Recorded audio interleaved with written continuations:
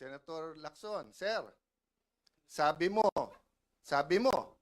hindi pwedeng gamitin ang AIX, hindi pwedeng gamitin ang TUPAD, hindi pwedeng gamitin ang MAIP sa politika, at hindi dapat nag-iipitan. O sir, nagsusumbong ako sa iyo. Kung hindi ako magsusumbong ako sa Tulfo.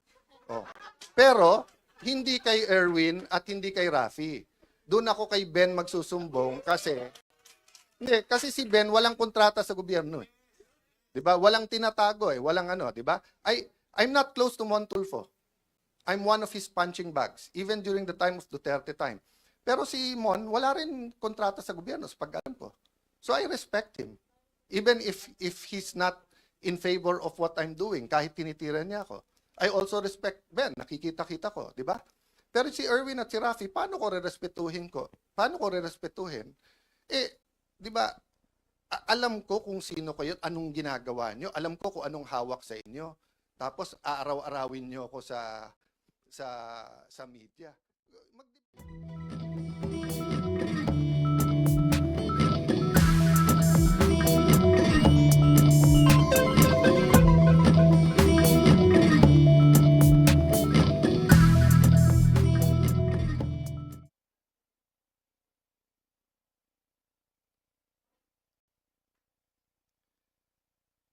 My thoughts are not your thoughts. My ways are not your ways. That is, to me, part of the many, many, many mysteries in the Bible. Diba? Parang, how do you have three gods in one? Diba? And so many, many things that we have to think about sa Bible. And there are biblical principles that are very, very clear. For example, what's right and wrong. Diba? Thou shalt not steal. So there's no gray area there. Diba? Oh. Having said that, in our daily lives, we keep trying to interpret what's happening, what's our job, what do we do, etc. And I want to talk about that today. First, how do we interpret what is God's will?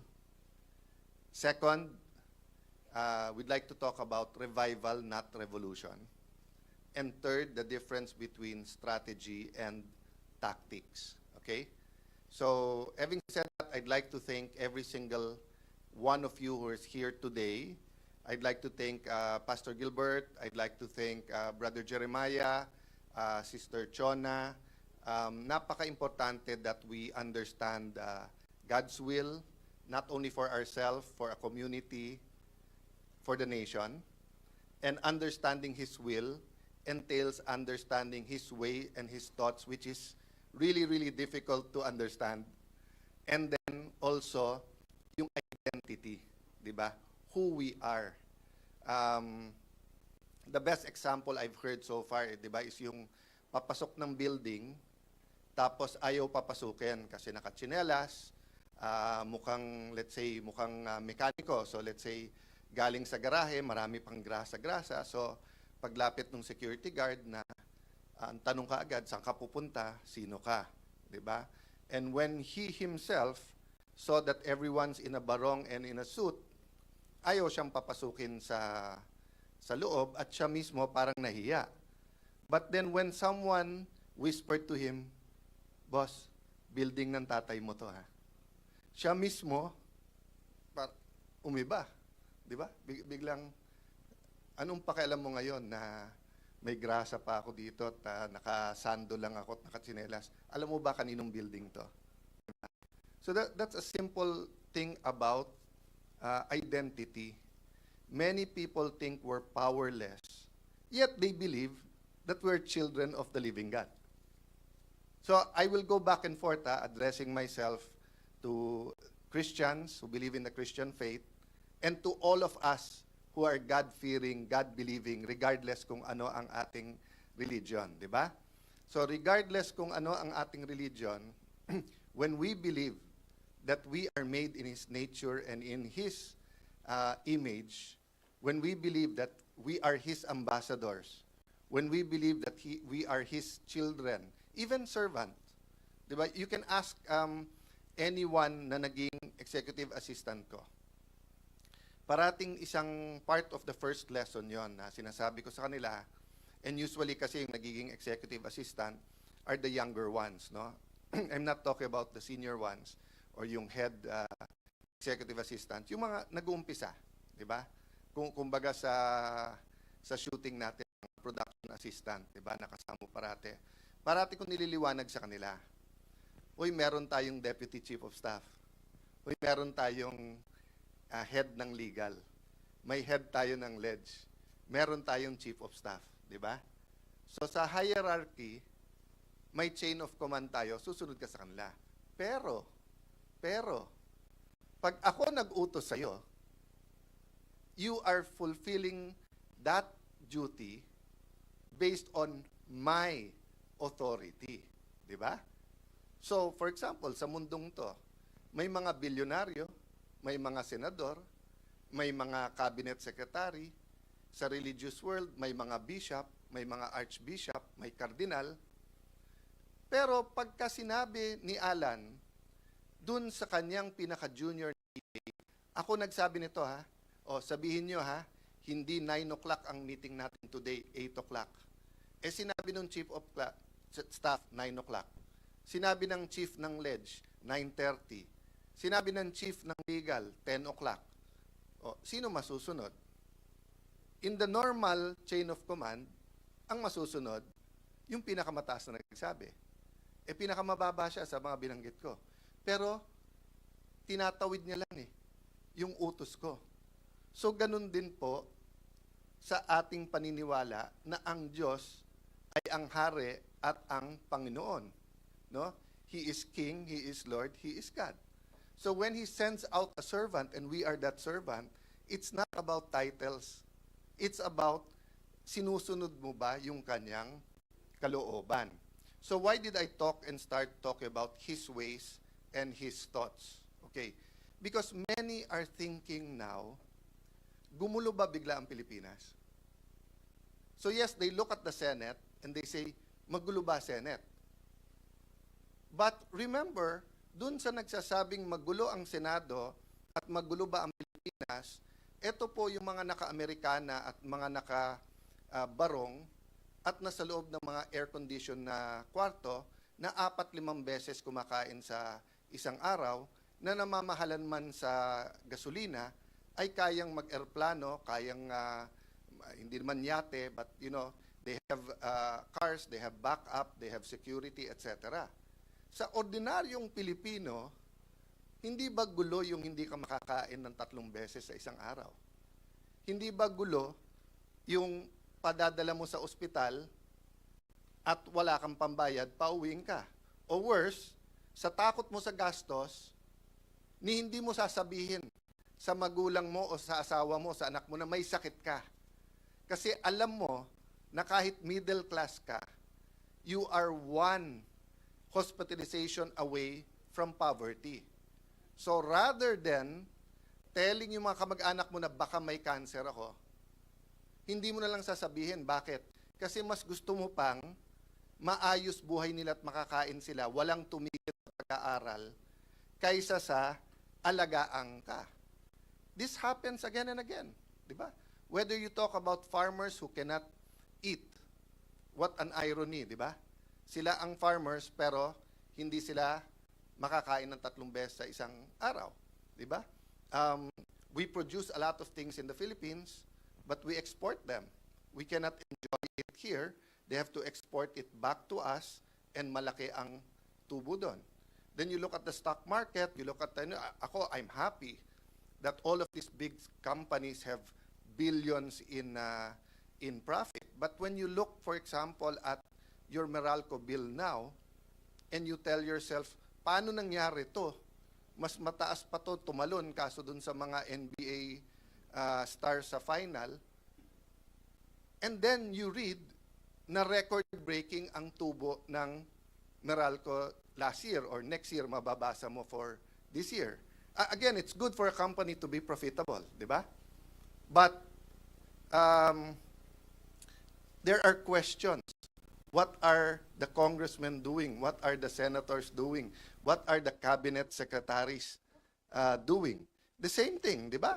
Sabi nung isang businessman, huwag kayong mag-alala, hindi kami magsasamantala dun sa pagtaas ng presyo ng gasolina. But by the time he said that, the oil companies already made, what was the figure? 50 billion pesos in less than a month. Kasi daw, so maraming dahilan. So what's my point, no? My point is that at the very least, we all agree that magulo ang Pilipinas, kailangan ayusin. The question is, how do we approach?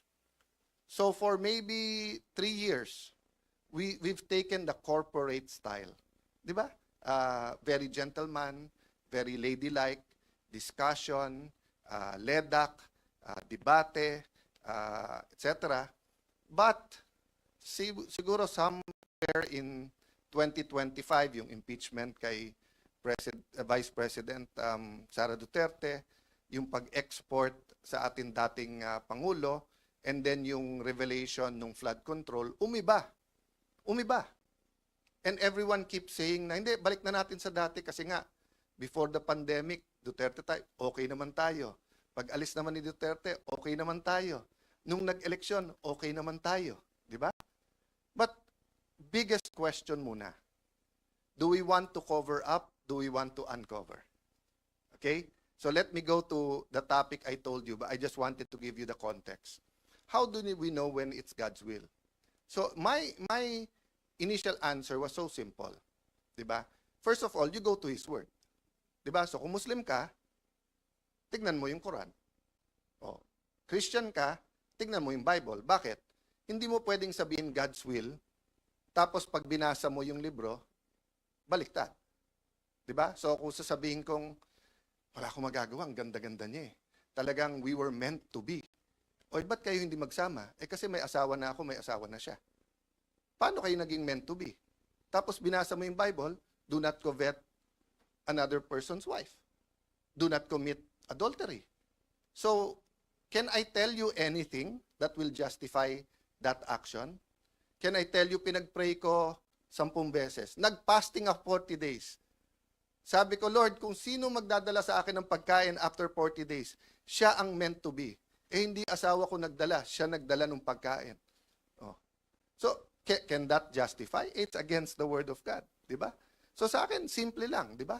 Ang issue natin ngayon, thou shall not steal.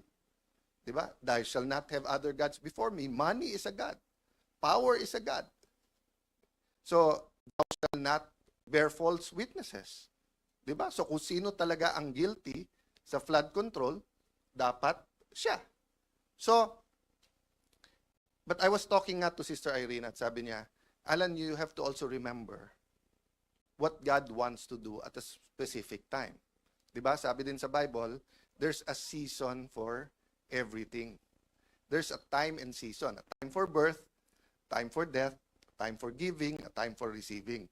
So tama nga naman, di ba? So for example, no, if this was a meeting now of the Israelites during the time of the Pharaoh, and we're thinking of escaping, does God want slavery?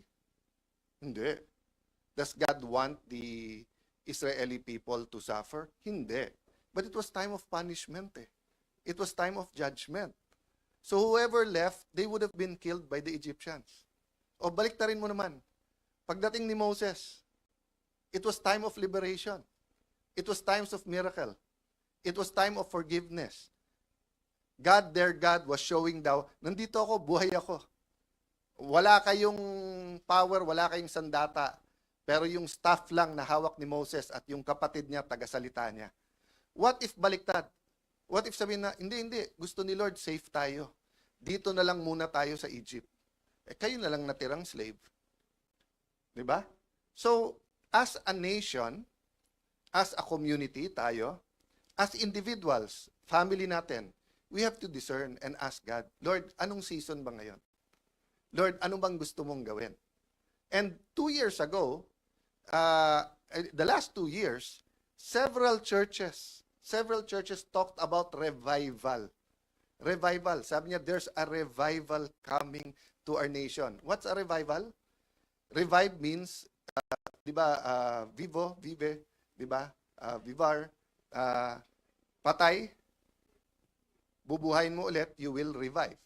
So a revival is a sweeping throughout the nation that gives back life when there was no life. But what is a clear element of revival? A clear element of revival is repentance. Wala pong revival pag walang repentance. Di ba? Patay ang puso eh. Puso ng bansa, puso ng community, puso ng church, puso ng tao. It has to be revived. And the requisite to revival, ang nakalagay ba, again, I'll address myself to Christians. Ang nakalagay ba sa Bible, just believe in the Lord Jesus Christ and you shall have eternal life. Sabi, acknowledge that you're a sinner, repent, then believe. Diba? Kasi you don't really believe in Jesus Christ if you don't think you're a sinner. So there's not going to be a revival in the Philippines if we think walang masamang nangyayari. So if we say ganun ang kultura natin hindi naman tayo pwedeng gumalaw yung papel pagka walang konting lagay. Di ba? Ganun talaga tayo. Whether franchise yan, whether business permit yan, building permit, kailangan may pampadulas. Ang kotse hindi gumagalaw pag walang gasolina. Di ba? Squeaky wheels need some oil. Lalangisan natin yan. Di ba? So kung ganun ang paniniwala natin, why will we expect a revival? A revolution naman, on another hand, I'm talking about a political revolution, is hindi mo na kaya, either yung leader o sistema, palitan na natin yan. So when industrialization happened, and then yung mga landlord, etc., yung sa key industries, sa Europe, hindi na nila kinaya, yung iba may revolution na communist revolution. Nung hindi kinaya ng French, yung abuses ng monarchy, nagkaroon ng revolution from a monarchy to a democracy. Iba nangyari sa England or sa United Kingdom. Evolution, hindi revolution. But those were all talking about politics, government. Diba? It was not talking about also the hearts and minds. So the EDSA revolution was, pardon my percentage, but probably was an 80% a political revolution. Diba? Get out the dictator, put in out yung dictatorship, in yung democracy, renewal, etc. 20% it was about values.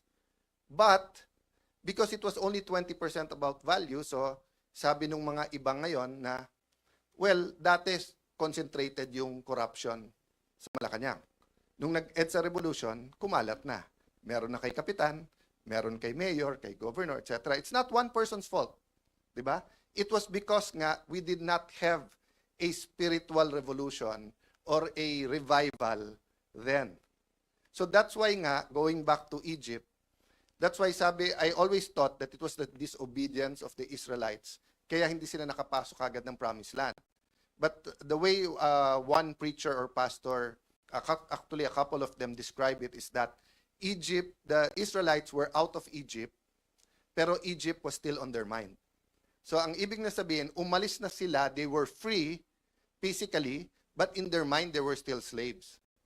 That's why nga, one time, when wala silang makain, nagngangaw-ngaw sila, sa Bisaya, nagyayaw-yaw, di ba? And then, sabi, mabuti pa sa Egypt, may nakakain tayo doon. So can you imagine if you were all my slaves? Diba? Pinanganak kayong slaves. Parents nyo slaves, ako slaves. Kung ano sabihin ko sa inyo, sunod lang. Slaves kayong lahat. Suddenly, si Sarah dumating, nakalaya kayong lahat, but medyo gutom, balik na lang tayo kay Alan. So that was the mentality. So 40 years ago, in 1986, we shocked the world with a peaceful revolution. Kasi that was the time of communist revolution, socialist revolution, coup d'etat, fascist revolution sa Latin America. All kinds of revolution. Revolution of the workers, revolution ng young people. Maraming revolution. Some worked, some hindi. Some had historic roots, some were new. Pero hindi nila nakakita na mga nagdadasal, nakaharap ay tangke. Di ba? Madre, tangke ang kaharap. Barel, ang katapat, bulaklak. Di ba? Hindi sila nakakita ng ng ganon. The problem was, when we removed the people, did we remove the spirits of corruption, the spirit of idolatry, the spirit of immorality? Did we remove the lust for flesh, the lust for, di ba? I remember, kami ng ibang mga congressman na kasama ko doon, nagrarally pa kami against pornography. Then nung nagka-internet, everyone can get it na. Di ba? We were fighting PAGCOR about putting casinos anywhere. At I had the privilege of putting there in the law na kailangan ng city umoo. Kaya dito sa Taguig, wala. Okay. Tapos nagka-internet naman na gaming. Una, isabong. Ngayon yung online gaming, no? That's one reason maingay yung mga katunggali natin. Nabitin yung batas na yun. Malaking pera din yun. Daan bilyon yun. So do you think ang pinag-uusapan dito Malacanang, impeachment, maleta, flood control? Hindi. No, whether you're talking about vape, whether you're talking about online gaming, there are many moneyed bills and resolutions and policies that are at stake here. 'Di ba? So hindi to parang expose na yung flood control, bago na yung Pilipinas. Palitan natin. May bago ng leader, tapos na. 'Di ba? That's why we have to be very prudent. And Lord, ano bang gusto mong gawin? Kasi kung tayo lang, kung ako lang, gusto ko sana tapos na to . Di ba? Lord, ano ba talaga? Di ba? Pero, siya ang creator . Siya may plano. So, let me tell you the story that I learned when younger years, and it's really true. Sabi, meron pong vapor na palubog, bangka na palubog. So, nag-pray na yung lahat ng nasa loob ng bangka. Lord, please save us. Okay, may dumaan na vapor, nakita sila, nagbaba ng lifeboat, so kalahati sila, sumakay na sa lifeboat. Sabi nung pinaka-leader, hindi, nag-pray tayo, isa-save tayo ni Lord. Okay. So, tumawag sa Coast Guard yung vapor na 12 sila, yung 6 sumakay na, may 6 pa doon. So, pagtawag ng Coast Guard, dumating yung helicopter, pinaspatan sila, nagbaba ng linya, yung 2 umakyat, natira yung 4, sabi ng leader, ililigtas tayo ni Lord. So dahil ganon, medyo malayo, gasolina ng chopper, bumalik na, nagpadala ang Coast Guard ng isa pang fast na ship. Sumakay yung 3, naiwan na lang yung, or 2, so natira na lang yung leader. Sabi niya, I'm glad you're all okay, but ako, I have faith.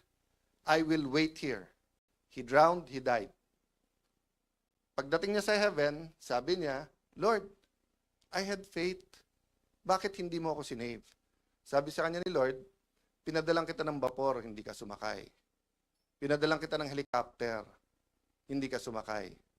Pinadalang kita ng Coast Guard na ship, hindi ka sumakay. Tapos ako ang sisisihin mo. Di ba? So when we pray for something, we have to also ask God, God, ano ways mo, ano thoughts mo? So I have no doubt that even before the Commonwealth, Filipinos have been praying. Today, birthday ni Dr. Jose Rizal, our national hero. And again, just talking about judging people and yung sarili natin bias. Alam niyo naman, may group kaming sa Senado. And this was a discussion, so spontaneous to, hindi to parang pinag-isipan, Nagkukwentuhan lang, tapos sabi ng isang senador, that's one battle, let him be there, but there's a war, and we will win the war, etc. Kasi truth, ganyan. So, 2 minutes later, dun sa battle, sumagot si Senator Robin Padilla. Ito sabi niya, when Rizal explored the idea that a chaotic revolution of the oppressed merely turns them into the next oppressor, he was warning that changing the masters of a country does not change the system of tyranny. If a people are granted freedom before they are morally and intellectually ready to handle it, they will simply recreate the same corrupt, abusive cycles they overthrew. Okay? So, unless expert si Robin sa AI, but even then, kasi it was like 2-3 minutes, sumagot siya. So, two lessons sa akin doon eh. One is the content itself that we have to be ready. So, kung ang trabaho natin ngayon is to ready people, di ba? Then, so be it. Let's embrace kung ano ang trabaho natin kay Lord sa panahon ngayon. Di ba? You think I didn't want a different kind of leadership as Senate President? Di ba? When I first became a congressman, nangyari yung issue kay President Erap, then hello Garcia, etc. You think I didn't want a more normal, I wanted to be a builder rather than a disruptor. Diba? I wanted just like in Taguig, diba? Na nakita nyo na 20 years ago, Taguig saan yun? Diba? 20, 30 years, then suddenly, ganito. Diba? That's what I enjoy. Right after this, meron meeting sila Lani on urban farms. I wanna join that. Kasi I know there's going to be a problem sa food and prices of food, and I think we can do something. Doon ako nag-e-enjoy sa ganon. Pero his ways is different. His thoughts is different. Di ba? Pero sabi niya sa akin, sir, hindi, dapat nagli-lead ka. Hindi natin call yon. Call ng Panginoon kung saan tayo lalagay at ano ang kailangan nating gawin. At hindi natin call kung helicopter, vapor ang ipadala sa atin. Diba? Kaya nga, nung isipin nyo po when everyone was rejoicing after May 11, nung nangyari tayo, everyone nakakampi of course, saying Senate President ka na, making plans. Yung isang bishop, si Bishop Oriel, simple lang sinabi sa akin, Alan, two things ha. Number one, kahit mag-isa ka na lang natira. So sabi ko, hindi, Bishop, hindi ako nag-iisa. Hindi, sinasabi ko lang sa'yo, kahit mag-isa ka lang, tuloy mo yung laban ha. Kasi pag in-appoint ka ni Lord lumaban, huwag mong isipin kung sino mga kasama at hindi. Basta't lumabang ka. Okay. Sabi niya, pangalawa, hindi mo kailangan ng maraming kumbaga sa gera, what he meant is that, kumbaga sa gera, you don't need an atomic bomb, you don't need tangke. Sabi niya, the way the Lord works is kung ano lang meron ka, yun lang ang hawak mo. Sabi ko, what do you mean? So sabi niya, di ba si Moses? Sabi niya, Lord, I'm not worthy. Hindi ako makapagsalita ng mabuti. Kasi 40 years, kambing at saka tupa ang kausap niya. Di ba? Moses is well educated for his first 40 years of his life. Doon siya sa mga eskwelahan ng Pharaoh, ng royalty. And pinaka-modern na civilization ang Egypt noon. So he was very, very well educated. He could debate. Kaya nagseselos nga sa kanya yung half-brother ba niya yon or di ba? Step-brother, di ba? Na magiging Pharaoh. But nung umalis siya sa Egypt, 40 years, halos wala siyang kausap kung hindi tupa at saka kambing. So nung tinawag siya ng Panginoon, so sabi niya, don't worry, kung hindi ka magsalita, kapatid mo si Aaron magsasalita para sa iyo. Tapos but Lord, di ba, they have armies, etc. Anong binigay sa kanya? Anong hawak mo? Anong hawak? Staff. So, itawak mo. So ako, nung kausap ko siya, I have my Bible. Ngayon, sinong kamiting ko ngayon? Ano ko kayo? Pamilya ko kayo, pero staff. So, si Moses binigyan ng staff, ako binigyan ng magaling na staff. Di ba? Pero unless, if the staff na hawak ni Moses did not understand Moses, what would have the staff? Kung living thing yung staff. Di ba? That's why tayo nagmi-meeting today. Kasi nag-phase 2 yung laban natin. Kumbaga sa libro, first chapter, May 11, hanggang dun sa special session. Ngayon, chapter 2. Di ba? So, wag niyong tignan yung tinitignan ng mundo. So, yung iba, nung si Alan, Senate President, kaya natin lumaban. Hindi po. Ngayon, mas maipapakita ng Panginoon ang laban sapagkat tinanggal na sa atin pati kapangyarihan. Actually, kahit naman nung nandun tayo, nasa kanila lahat ng kapangyarihan, lahat ng pera. Di ba? Lahat ng bag, lahat ng maleta, lahat ng bag, pati libag, nasa kanila na. Di ba? Hindi, libag means dumi. Anong hawak lang natin noon? Ang hawak lang natin noon ay katotohanan. Di ba? Okay. So, let me jump, no? So, two things. Number one, we cannot do anything that is unbiblical. So, ganun din, let's not do anything that is unconstitutional. Let's not be tempted that because they violated the rules, we violate the rules. Di ba? So, meron rules na anyway, I won't go there, but you know what I'm saying. Just because sila ginawa nila yon. So, I was telling kanina sila, Anong dehado yamado ng Christian sa politika? In a sense, dehado tayo kasi bakit? So, all throughout my political life, for example, may nililigawan na leader. Yung hindi Christian, reregaluhan ng lalaki o ng babae, depende sa preference niya. Yung kabila, para ligawan. Susuhulan. Pagka nagdebate, kahit kasinungalingan, gagamitin. Ang Christian leader, hindi pwedeng magregalo ng tao. Ang Christian leader, hindi dapat manuhol. Ang Christian leader, hindi dapat magsabi ng hindi totoo. So sasabihin nyo, paano kayo mananalo? Oh, because your strength is also your weakness is your strength. Because truth is your strength. And if you look in terms of battles, natatalo kayo minsan. Pero if you think in terms of wars, di ba? You win the war because truth eventually wins out. But siyempre, humanly, ayaw mong tumagal. Sino ba naman may gusto ng gera, laban ng laban? That's why yung iba nating kasama sa Senado ay dati natin mga allies for the truth. Pero napagod nung tumanda na. Di ba? So nung tuta pa lang sila, gusto nila katotohanan. Nung naging aso na, napagod na eh. Di ba? Okay. So, babalikan ko yun mamaya. So for me, I'll just leave that with you today. Di ba? One, you have to have a foundation. Kailangan may babalikan ka.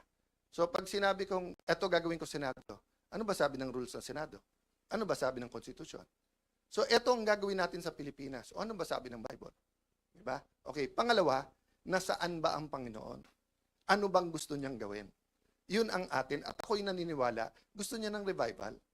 Gusto niya ng repentance. Labas lahat ng baho. Labas lahat ng problema. Ang addict ay hindi magagamot pag hindi niya inamin na addict siya. Addict yan sa sex, addict yan sa sugal, addict sa alcohol, addict sa drugs. Tignan nyo sa US, yung mga anonymous, di ba? Let's say alcoholic anonymous. Ang umpisa mo, hi, I am Pedro de la Cruz. I am Juan de la Cruz. I'm Maria de la Cruz. And I am an addict. Why? Because pag hindi mo inamin, wala.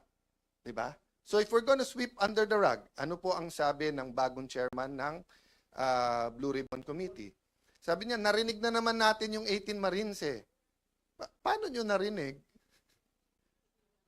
Hindi naman nagkaroon ng hearing. Diba? At marami naman ibang iimbestigahan eh. Akala ko ba, trillion peso march? Kasi nga, ito yung trillion peso na corruption. Diba? Pero wag maghanda na lang tayo sa impeachment. Importante yung impeachment. Pero hindi pwedeng impeachment lang. Selective justice yun. Di ba? Okay. So, yun two things, di ba? We have to have a basis of what is truth. And secondly, we want to know where truth is going, where it's going. So, ang sabi ko sa inyo, pangalawa, revival not revolution. What's the difference nung totoo? Yung political revolution, palitan mo lang yan, okay na. Sana kung si ganito maging presidente natin, kung si ganito maging speaker natin, kung si ganito maging Senate President, kung si ganito lang maging mayor natin magbabago. Don't get me wrong, leadership matters. Leadership matters, di ba? When the blind leads the blind, alam mo nang madadapa ka or mahuhulog ka sa bangin, di ba? But having said that, it's leadership is complicated in the human because nakikiramdam ka rin sa followers mo eh. Diba? Kaya nga hirap yung mga reformers kasi to a certain degree, and this is a true story, kilala nyo to pero hindi ko na sasabihin sa inyo kung sino. Yung isang secretary na napakaselan ng hinahawakan niya dahil corruption nga, sinabi ko sa kanya, yung pangalan niya, there are 3 kinds of people following you now. Last year to. 3 kinds of people. First, yung gusto ng totally pagbabago, na sa departamento mo, tunay na yung bidding, wala nang corruption. Di ba? Lahat ng gawin ng departamento mo, ayos na. Okay. The second one, ayaw na ng ghost, pero baka naman pwede tayong bumalik sa 10-15%. Kasi kailangan natin yan. Di ba? Yung pangatlo, wag lang ako makulong, sila lang makulong. Tapusin na natin to, balik na tayo sa dati. So sabi ko sa kanya, Secretary, ito problema. Yung tatlong nasa likod mo, pare-parehong pumapalakpak ngayon. So yung tatlong yan, nabobosesan mo, naririnig mo yung palakpak. Pero iba-iba gusto nun. Ang pinaka-delikado doon, pero pinaka-okay yung una. na gusto niya. Eto, tsansa natin. Nasa kalye mga tao, lahat ng media kakampi ka, lahat ng korte kakampi ka, ombudsman at DOJ kakampi ka, baguhin mo na lahat. Yun ang pinakamaganda, pero sila ang pinakakonti.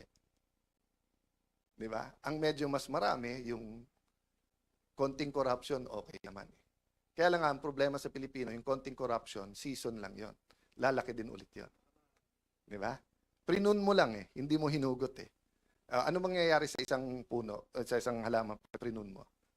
Lalong lalago, di ba? So, kung alam mong fruit bearing yon, i-prune mo.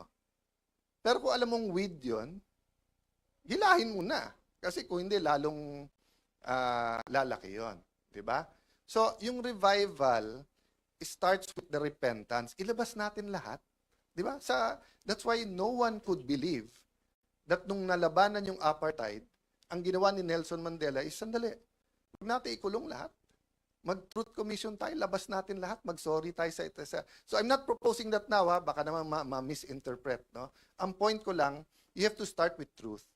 You have to start with repentance. Then the reforms, the revival will come in. We have to deal with our political realities and political system. So like ako, di ba? I mean, kayo ang staff ko, so alam nyo, I haven't coordinated with both Malacanang and with the VP, with opposition administration. I can talk anytime. I have had meetings, not with the VP, with the executive side, to try to bridge everything. Pero, meron mga no compromise, which is our integrity. Diba? Which goes to the third part, which is strategy versus tactics. No?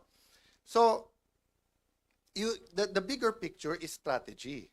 So for example, let me just talk about two things as strategy because we really have to talk about identity, where God is leading us, how do we refuel ourselves pag tingin natin pagod na tayo, di ba? So for example, ang strategy natin from the start, simple lang. Kunin ang majority, kunin ang Senate presidency, gawin yung tama. Ganun lang simple. Gawin yung tama. Ano yung tatlong tama? Una, anong truth na naitatago? Paano natin ilalabas in a systematic, at the time, corporate way, na hindi naman mayayanig ang Pilipinas, pero mayayanig ang mga korap? Okay, two, how do we solve problems in education, in health, na totoo? Kasi like sa education, ang dami-daming, magaganda lahat ng bills na yan. Pero mark my word, until we deal with K-12, mga bata, half day lang ngayon Diba? So pag hindi mo binawasan ng 1 or 2 years o hindi mo pinondohan, there's only two ways to solve Philippine education. Buhusan mo ng pera para yung K-12 ay fully funded at bumalik sa 7 to 3 p.m. or 7 a.m. or 8 to 4, whole day ang bata na equip lahat, or bawasan mo muna ng 2 years habang inaayos mo. Lahat ng iba doon are in between window dressing and building new rooms. Meaning building new rooms, magagandang programa. Ang problema, hindi mo inayos yung pundasyon. Diba? Ganon din po sa health natin. If you look at the amount of money out of expense sa gamot, if you look at the approval systems, if you look at PhilHealth, etc., kawawa talaga mahirap sa ating bansa. Kawawa talaga. Diba? So, strategy. So, ano strategy nung kabila? Palabasin ng manggulo. Sila nagpapasok sa NBI. Sila nagsabi sa NBI, full battle gear kayo doon. Sila hindi naglagay ng membro. Sila ang hindi nagpausad sa bills natin. Authorized naman sila na mag-BICAM, etc. Diba? Sila yung nananakot sa kapwa natin membro na lumipat kayo, kung hindi makukulong kayo. Sila ang meeting ng meeting sa Malacanang, pero pinapalabas nila, tayo unproductive, tayo magulo. Yun ang strategy nila. Ba't tayo papasok sa strategy? In one sense, kailangan mo sagutin yung issue. So like yesterday, pinaalala sa akin nung ating comms, stick to the issue tayo, which is truth. Diba? Na hindi tapos ang laban. Pero ayoko rin naman isipin ng tao, winaldas ko 700 million. Nisin ko, may discretionary fund na pwedeng kunin ng Senate President. Maraming previous Senate Presidents, tens or hundreds of millions kinuha. Nisin ko, hindi ako kumuha doon. Tapos sasabihin nila, 700 million, ginastos ko. Tapos wala. O, unang-una, magaling sa division si Senator Lacson for two reasons. Dinivide lang yung 700 by 28 days kasi 25 million eh, or multiply lang 28. Pero mahina talaga siya sa math. Bakit? Because 12 is not 13. Pangalawa, akala ko ba sabi nyo tanggal ako nung June 3? O ilan araw ang May 11 hanggang June 3? Oh, paano naging 28? Diba? So makikita mo talaga na mahuhuli sa bibig ang isda. Pero bakit nga nanggugulo na manggugulo si Senator Lacson? So on one hand, stick tayo to the issue. On the other hand, there are some issues, tactical issues, na kailangan mo sagutin kasi kung hindi, masisira main message mo. So kung ang main message natin is good governance, tapos akala ng tao may anomalya sa 700 million. So sabi niya, isipin mo, walang productivity. O bakit ngayon break? Everyday ngayon, 25 million. So kung ngayon sasabihin ko, ang grupo ni Lacson at ni Gatchalian, 25 million today, walang nagawa. Tomorrow, 50 million, walang nagawa. O sa Monday, kung 5 araw na, 125 million, walang, naka-break tayo eh. Meron pre-trial eh. Diba? So wag natin lokohin ang tao. So, but sometimes it's strategic na i-expose yung ginagawa nila. So, nakita ko to kasi tandaan nyo, political science yung background ko, yung pinag-aralan ko. And uma-absent ako sa school, sumama lang sa tatay ko because I was really interested in politics. I've been a counselor since I was 21 years old. I've been in government. So what's my point? Nung nakita ko na dumami ang mga congressman na bumabanat sa VP nung 24-25, sabi nung iba, ang dami ng galit. Sabi, hindi, naging speaker ako eh. Magaling ang strategy ng speaker. Bakit? Alam kasi nila na sa Pilipinas, we have a two-party system. Diba? Sabi nung iba, multi-party. Hindi, two-party system tayo. Diba? Party on Friday, party on Saturday, election sa Monday, Tuesday, lahat kakampi na sa administrasyon. May maiiwan lang na konting oposisyon. So in a sense, two-party, administrasyon, opposition. Diba? Medyo unique lang ngayon kasi yung mga Pinklawan, Dilawan, kumampi, Marcos na rin. Dahil ayaw kay VP Sara. So ang nangyayari ngayon, they claim to be the opposition, but the opposition oppose. They're actually co-administering. Diba? So, what's my point there? Ang galing ng ginawa nila. Kasi pagka yung congressman hindi nagsalita ng mabigat versus VP Sara, alam nilang pagpalapit na or bumango, kakampi din nila o dalawa kakampi. So ang ginawa nila, binitawan, sinusuportahan, ginalit, or whatever. No, I'm not saying hindi conviction ng iba sa Quadcom, etc. I'm point, it was a systematic attack. So that nga, hindi na sila, so that point of no return na. Na kung ikaw man si VP Sara, paano mo pang kakausapin yung mga yon? Inupakan ka na ng ganon. Di ba? So, ganun din ang ginawa nila ngayon sa Senado. Pag upo ko, tumitingin din sila. Kasi katulad, alam niyo naman si 14, di ba? Si 14, ilan meetings nag-attend siya, nagkikwento, nagmasama na ng sitwasyon. Etong si Senator Lacson, kung ano nang ginagawa. Tapos nung nagbilangan na, kumampi doon, siya din eventually kumausap sa ibang kasama na bumaliktad. Si 14. So ang point ko, anong ginawa nila? Imbis na dumami tayo by them going to us, nung nag-meeting sila, take turns tayo lahat umupak. Kaya alam ko sa grupo nila ang pinakamatalino, si Lito Lapid. Kasi si Lito, parang kasama nyo na ako, pero wag nyo nang asahan, umupak pa ako. Di ba? I mean, si Lito's the most honest and practical. We're here together, this is politics. Pero wag na tayong gumawa ng imbento tungkol sa kasama natin. Pero sila, nag-take turn sila. Liberal, kayo naman. Rafi Tulfo, ikaw naman. But makikita mo yung diferensya nila eh.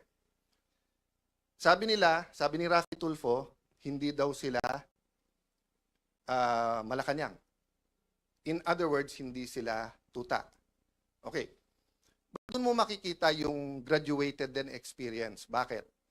Kasi si Senator Tito Soto and Senator Rafi Tulfo, at least sila tuta ng Malacanang. Pero si Erwin Tulfo, tuta lang ni Lacson.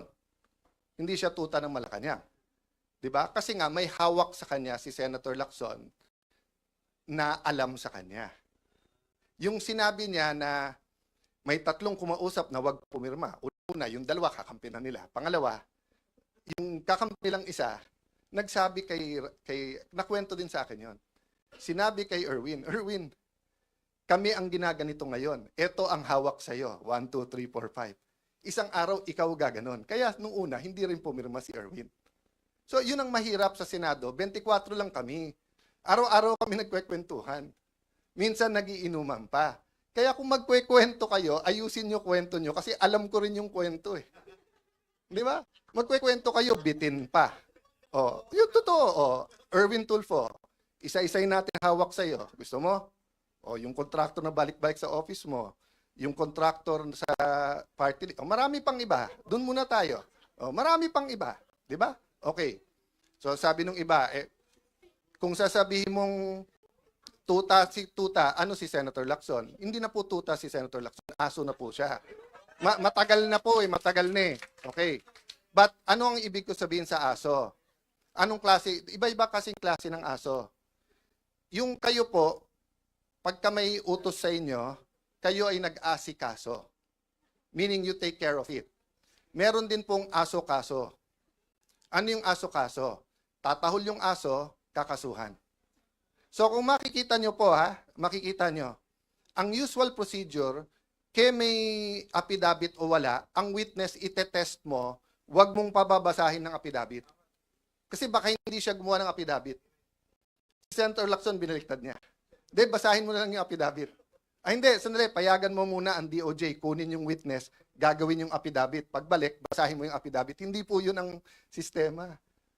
Nasaan yung mga abogado na kahit kakampi nyo sa Pinklawan, yung mga dean ng law school, nakita nyo rin yan eh.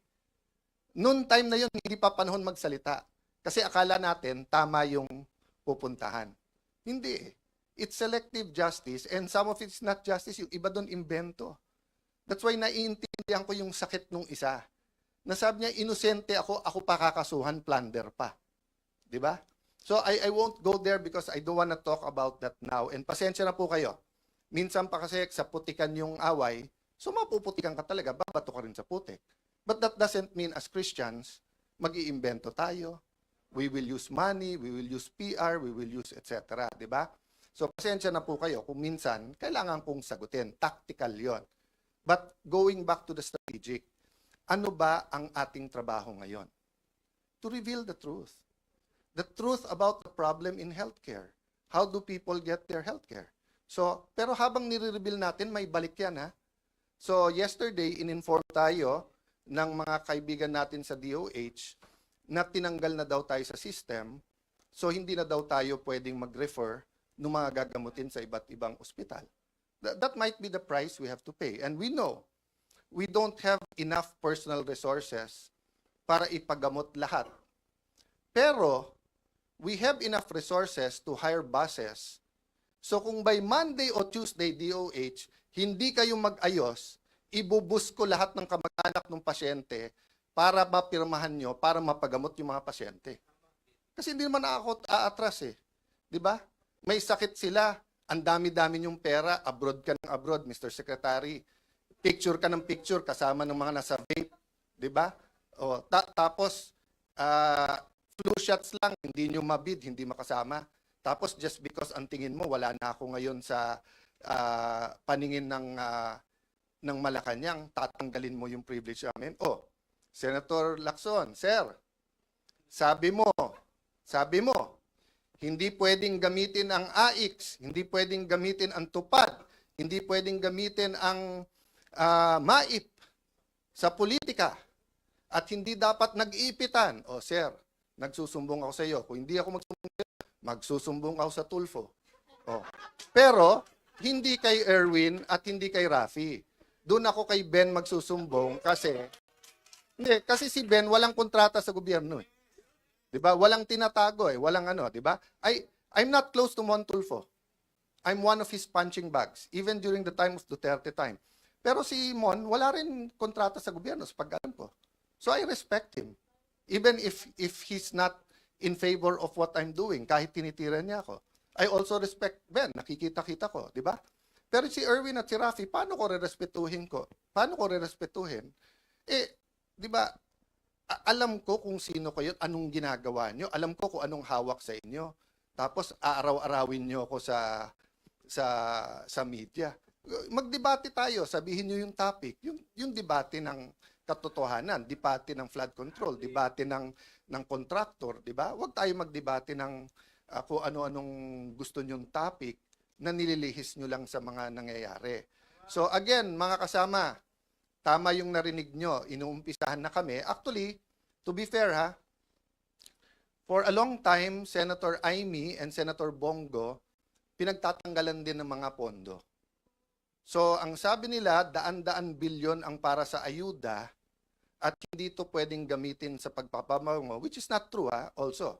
Nung nagkaroon ng oil crisis, nung Israel, open na silang may picture, may pangalan sa pagdidistribute eh. Pero okay lang kasi at least nakukuha ng tao. So don't get me wrong ha. As long as yung mga pasyente na asikaso, it doesn't have to pass through my office. Ang problema, pumunta sa opisina nila, sila nagsasabi, pumunta ka sa congressman, senador. Pagpunta naman nila sa congressman, senador, ay dito sa congressman na to kasi kakampi ng Malacanang. Dito kakampi, di ba? So, let me address myself to Senator Win because paulit-ulit siya nung siya ang chairman ng Committee on Finance. Sabi niya, and I believe him. I believe him. He was chairman of Finance. Sabi niya, walang politika, pare-pareho to. At yung amounts natin bilang mga senador, walang lalamang, pare-pareho tayo. Senator Win, you're now the Senate President. May DOH Secretary ka, namumuliti ka. The ball is in your hands, di ba? Pero papayag ba tayo? Sa atin, ano ba ang isang weekend? Pero yung may sakit na hindi matuloy yung CT scan niya, hindi matuloy yung MRI niya, hindi matuloy yung dialysis niya, that can be fatal, 'di ba? So sasabihin niyo kami namumuliti ka, 'yun ang ginagawa niyo. So sorry. Mapupunta tayo sa politika because we have to fight the daily battles. But my point is strategy versus tactics. Daily battles versus the war. The war is really for the kind of Philippines we want. Diba? And yun ang last ko sasabihin, we have to articulate that. We have to articulate. So yung mga men and women of God na nandito ngayon, na you will be speaking on those topics, pasensya na po kayo kung napunta ako sa daily battles. But that's what we're facing. And iba-iba tayo ng trabaho. May taga-fast, may taga-pray, may taga-encourage, may taga-luto, may taga-linis. Diba? So, we're all part of that giant puzzle that the Lord has put. But as long as we say, Lord, use me, Lord, send me, I think we'll be okay. So sa lahat na nagpre-pray for us, lahat ng nagtatrabaho for us, guys, kayo yung inner core. So don't lose faith. Some of you didn't sign up for this, but even if you didn't sign up for it, you had in your mind the kind of Philippines you want. So, 'di ba yung balik tayo doon sa na Lord, save mo ako. Pinadalang kita ng helicopter, 'di ba? So, in your mind, you probably had a different way.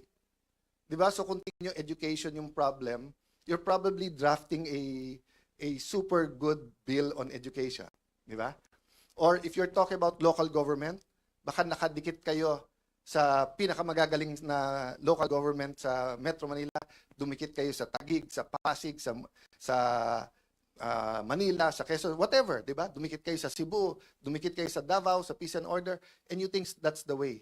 But His ways and His thoughts are not ours, eh.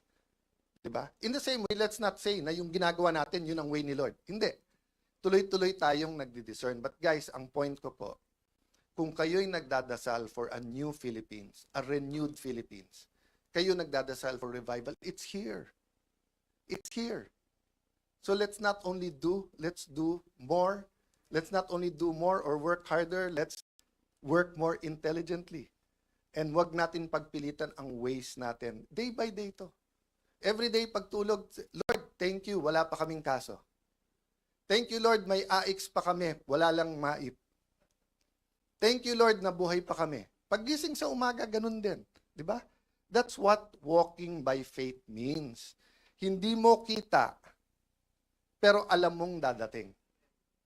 Hindi natin nakikita yung klase ng Pilipinas na gusto natin. Pero sabi ng Panginoon, for I know the plans I have for you, plans to prosper you, not to harm you, plans to give you hope in a future. Good afternoon, everyone.